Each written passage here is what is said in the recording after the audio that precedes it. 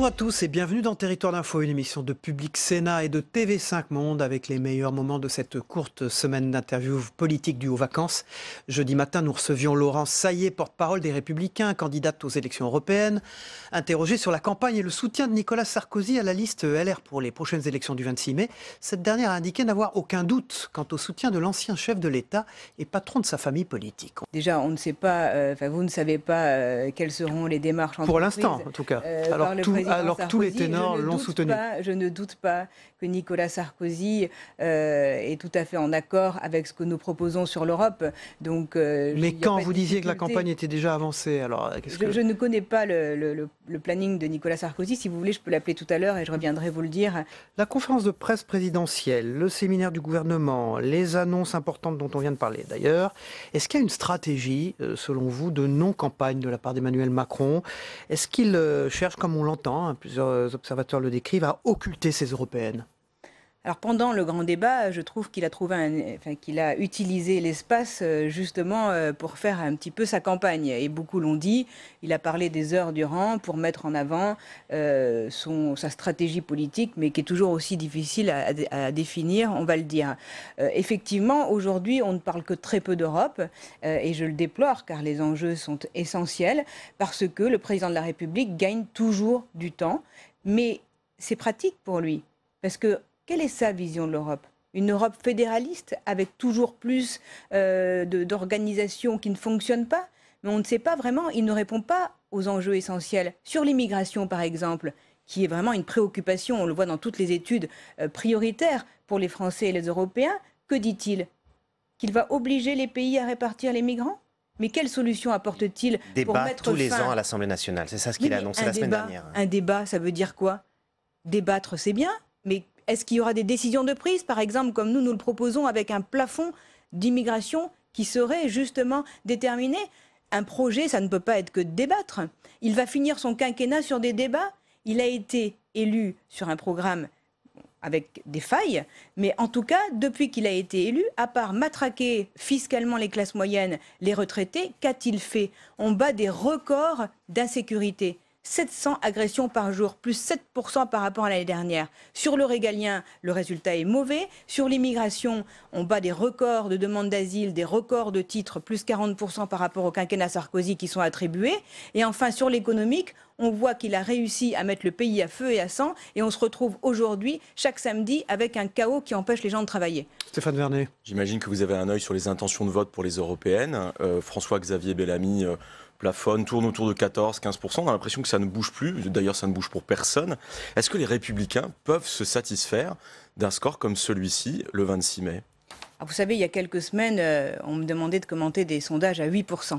Donc de 8 à 14, je pense que nous avons bien avancé. Nous avons une tête de liste. 8%, ça a été un creux à un moment donné. Mais c'est pas ce qu'on me disait quand on me demandait de les commenter. En tout cas, en 2014, vous aviez fait 20%. Je pense que c'est quand même un recul. Tout à gagner sur notre programme. Nous avons un programme et nous proposons une Europe qui n'est pas celle de Marine Le Pen, qui est la sortie de l'euro et la sortie de l'Union européenne, qui n'est pas celle d'Emmanuel Macron dans un tout fédéralisme utopique qui ne mène à rien. Nous avons un véritable projet européen où nous répondons aux questions. Nous répondons aux questions dans la lutte contre le terrorisme, sur l'immigration et dans la protection de nos entreprises. Au fur et à mesure, nous arrivons à convaincre, parce que peut-être qu'on n'en parle pas trop à la télé de l'Europe, mais tous les jours, tous nos candidats sont déployés sur le terrain pour défendre notre programme. Notre tête de liste est quelqu'un qui est vraiment très apprécié et qui arrive à porter nos convictions. Donc nous avons tous les ingrédients pour réussir, mais nous misons sur ce travail.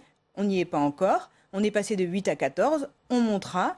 Et en tout cas, nous, on est sérieux parce qu'on a un programme qu'on a présenté depuis des semaines, contrairement à La République En Marche, qui n'a toujours pas présenté son programme européen, ce qui paraît quand même invraisemblable. Le 9 mai annonce La République En Marche. J'insiste, est-ce que les Républicains peuvent se satisfaire d'un score aux européennes autour de 15%? Vous dites, notre score va monter. Quel serait le bon score pour relancer la droite dans ce pays aujourd'hui à cette élection européenne?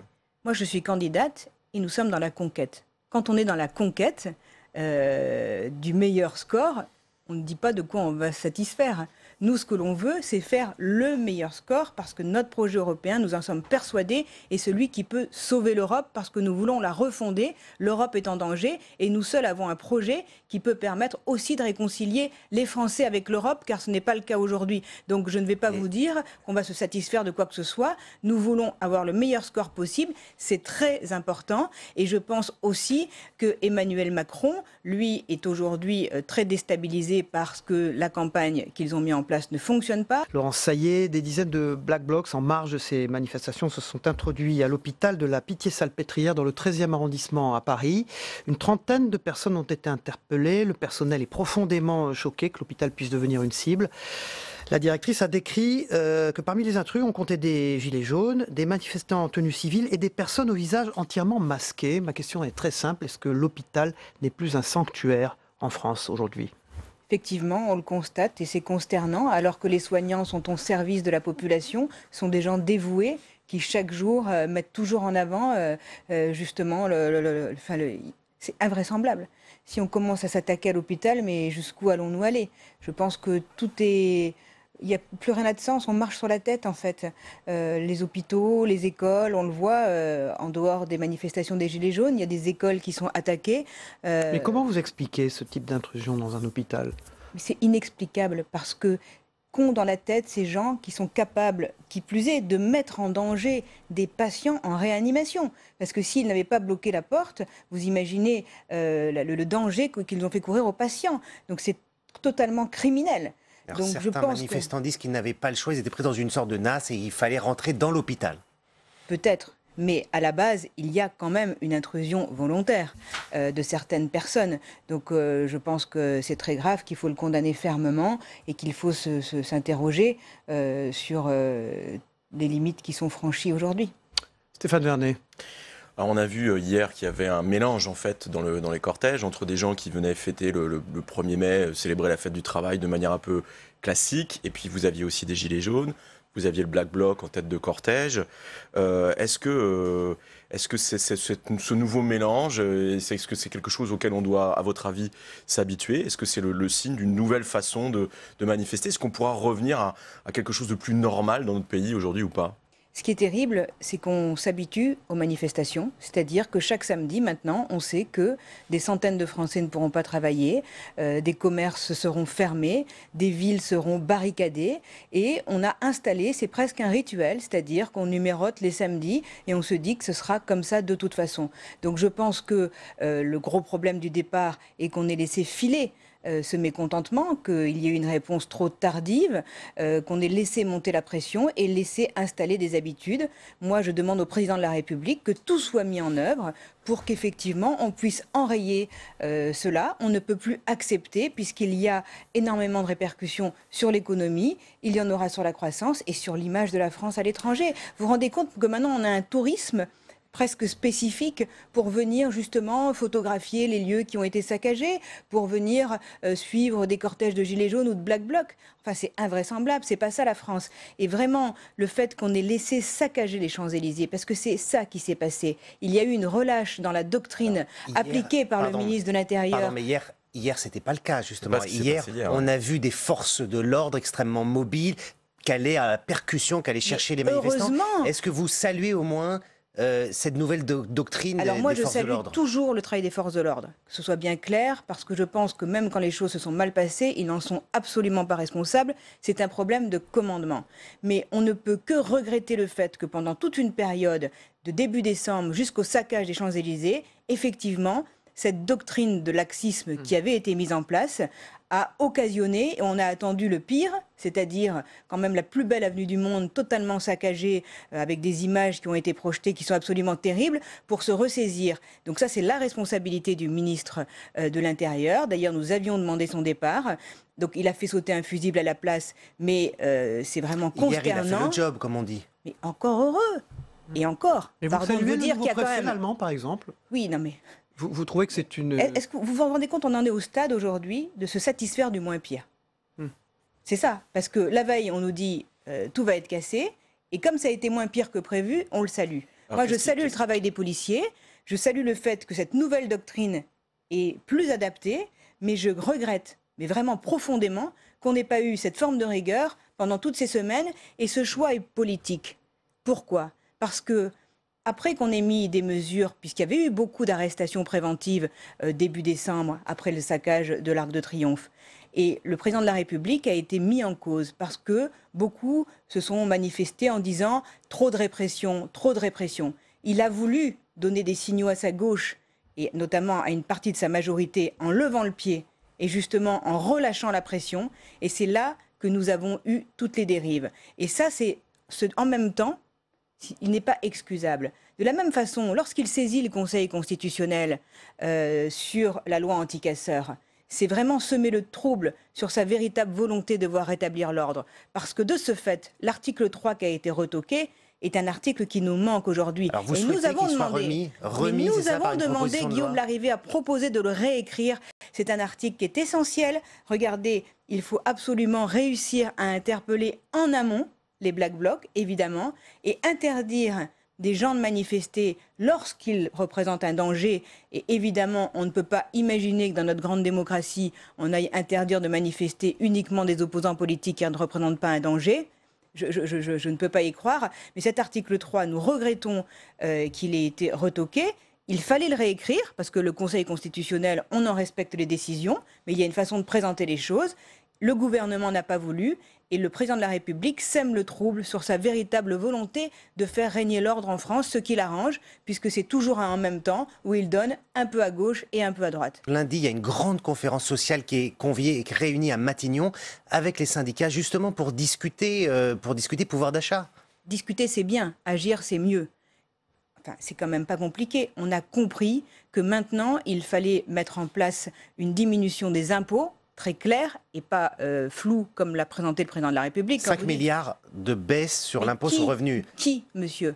Qui aujourd'hui en France va savoir... 15 millions de foyers sur 16 millions. Oui, mais qui sait aujourd'hui combien il va gagner de pouvoir d'achat ? Volontairement, ils ont repoussé l'annonce au mois de juin pour enjamber les élections européennes. C'est tellement si facile, c'est si facile de dire vos impôts vont baisser sans dire pour qui et de combien exactement.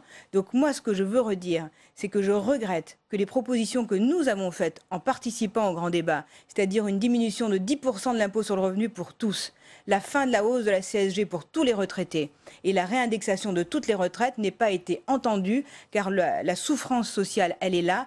Les retraités n'ont pas à payer pour le reste de la population. Une retraite, elle est méritée, c'est le fruit d'une vie de travail. Et nous, notre vision, ce n'est pas d'opposer les retraités et les gens qui travaillent, car les retraités, souvent, sont déjà dans une solidarité intergénérationnelle avec leurs enfants, leurs petits-enfants et souvent même leurs parents, car ils les aident aussi.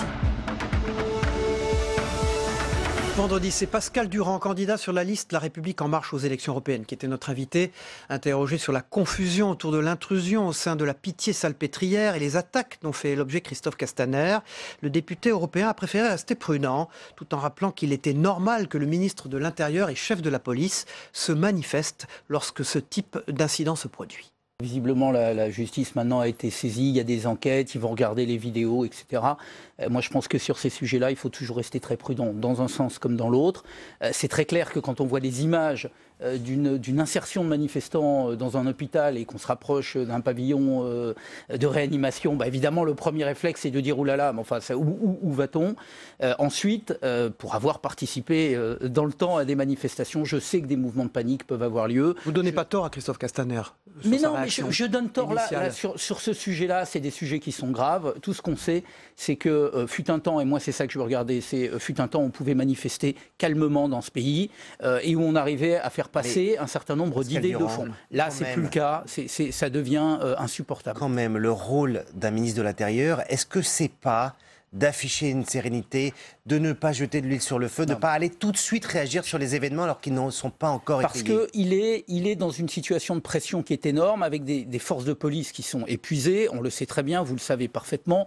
On a tous les samedis des actes de violence, on a des gens qui viennent dans les manifestations uniquement pour casser, pour brûler, pour attaquer.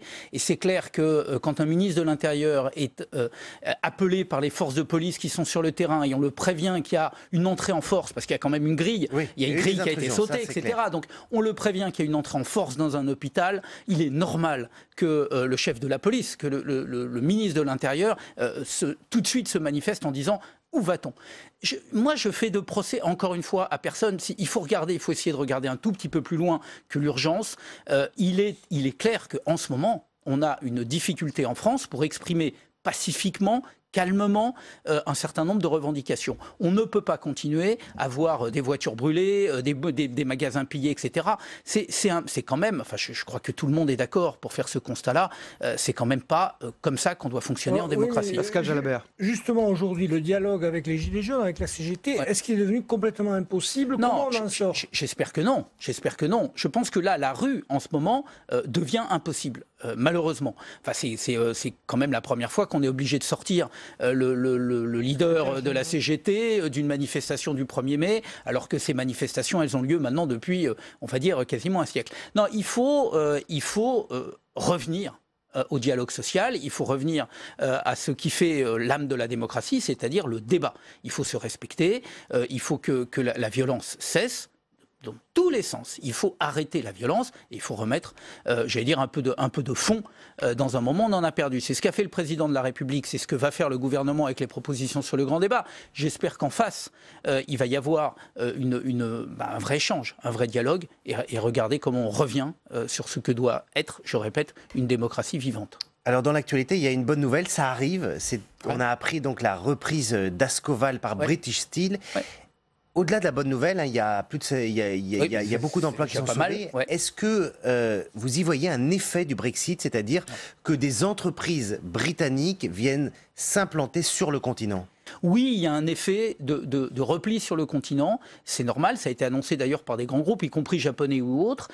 On est dans une situation de précarité en Grande-Bretagne et rien n'est plus détesté par les industriels, par le monde de l'économie, et vous le savez, que cette fameuse précarité, le fait de ne pas savoir.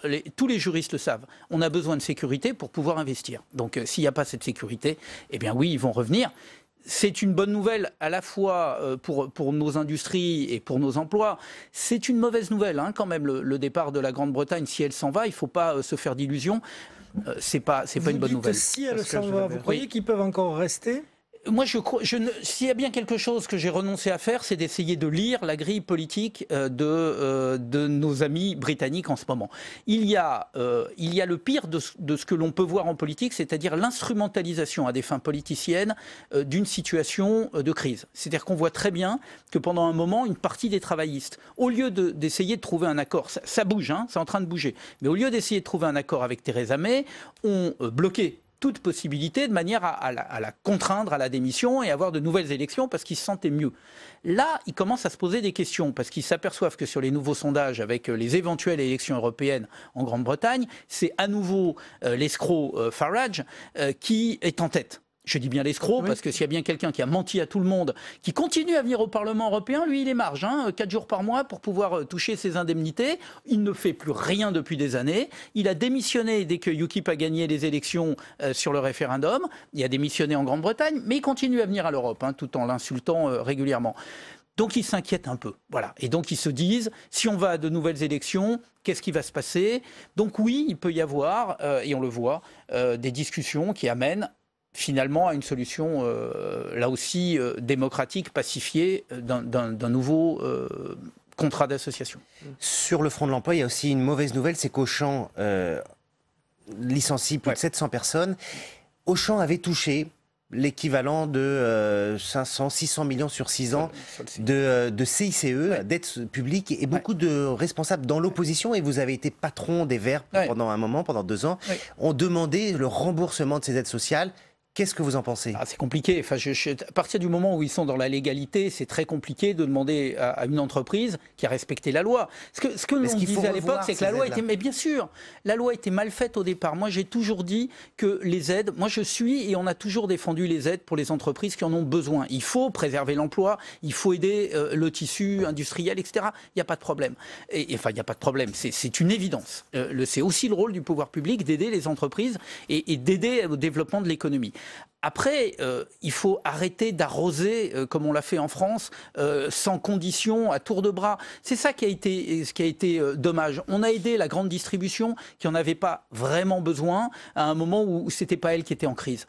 On a mis, je pense, trop d'argent, sans condition, sur les grands groupes, pas assez sur les PME, les TPE, les artisans qui avaient besoin de reconstituer des filières, des formations, etc.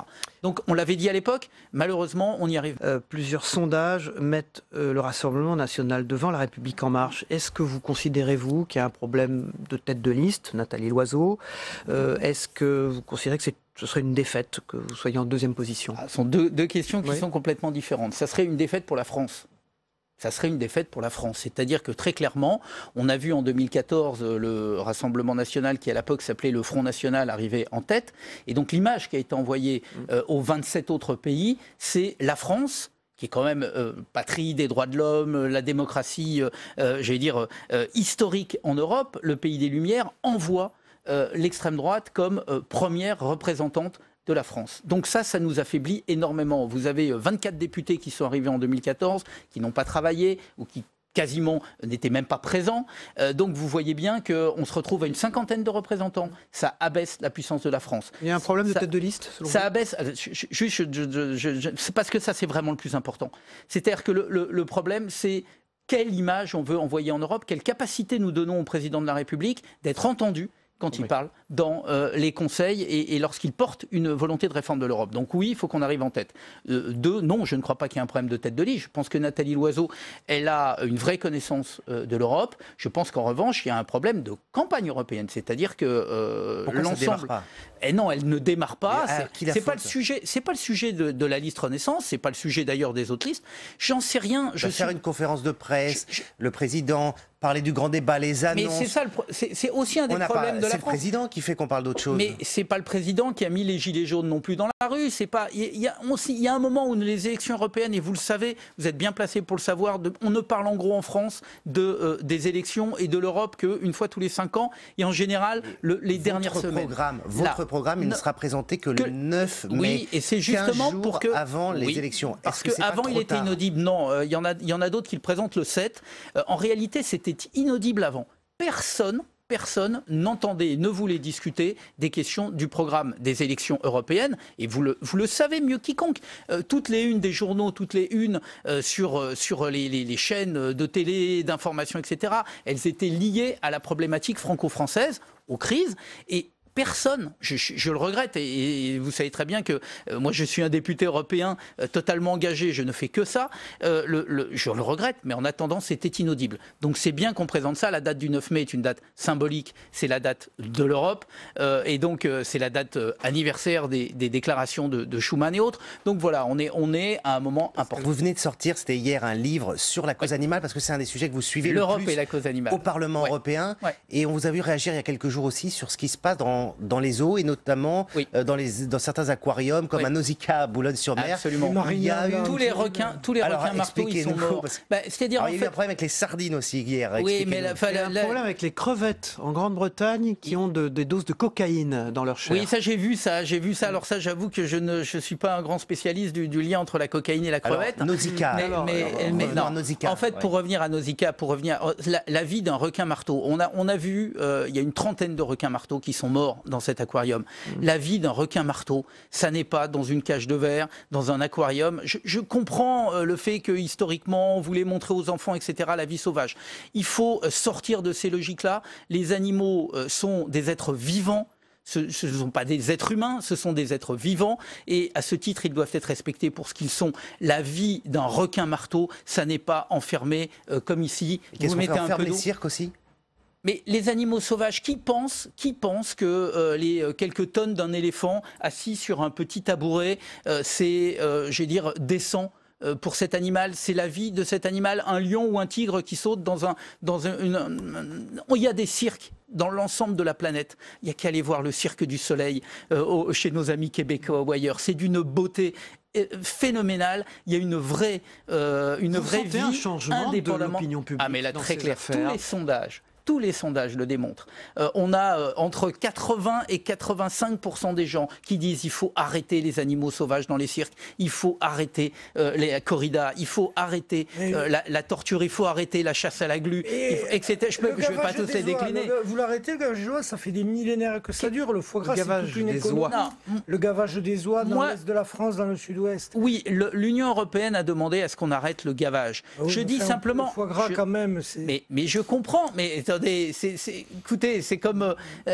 tous ces sujets-là, nous avons des révolutions à faire dans nos têtes, dans nos assiettes. Mais la tauromachie aussi, mais les combats de gladiateurs. Vous allez à Rome, le combat de gladiateurs, c'était intouchable. C'était quelque chose de merveilleux. C'était les combats de coqs, c'est quelque chose d'intouchable. Oui, simplement amener des enfants maintenant, montrez-leur, ça change. Les mentalités et les populations évoluent. Là où vous avez raison, et là il faut être clair, il faut faire ça. J'allais dire d'abord dans le respect des citoyens, dans le respect également des métiers et des professions. Il faut qu'on fasse des transitions, il faut qu'on trouve des alternatives, on peut le faire. Merci de votre fidélité, merci d'avoir suivi Territoire d'Info, une émission de Public Sénat et de TV5 Monde. On se retrouve la semaine prochaine. Au revoir à tous.